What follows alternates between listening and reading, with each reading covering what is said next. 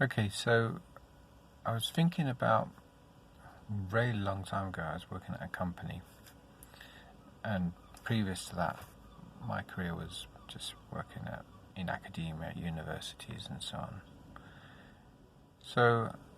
I remember at this company, they kept saying this expression: whether it's right or wrong, it's best to make a decision. The principle being that if you're faced with a problem and you don't understand all the variables, far better to make a decision one way or the other, and if you've got it wrong,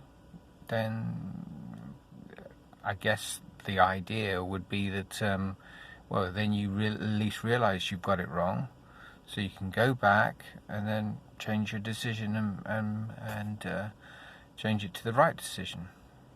which would be kind of the opposite. To me, this almost, I could never really grasp this, never really accept it as a correct way to go about doing things, because from a sort of more academic, scientific stroke mathematical modelling attitude, I always thought, well, if you're faced with a question and you've got to make a choice between this way, left or right, and all your data, all your variables are just not giving you any indication of which way to go, surely the best thing is to investigate further, find more data, establish better variables and so on, until you can actually make a decision where at least you can say 60% this way or 40% that way. So let's choose the 60%.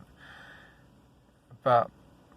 that never caught on at that company anyway.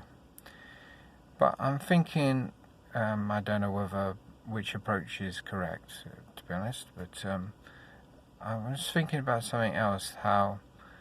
going back to that company, and if when you made a choice and it was the wrong choice, that always worked on the proviso, the caveat that you would change your mind if you got it wrong.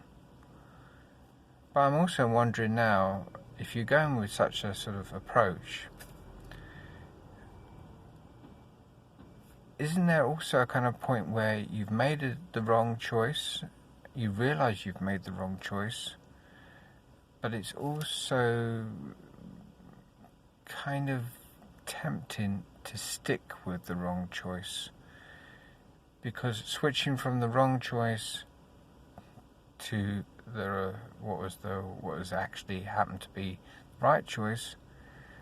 of course, is there's a bit of history there. So you might be doing something now that was the wrong choice, but switching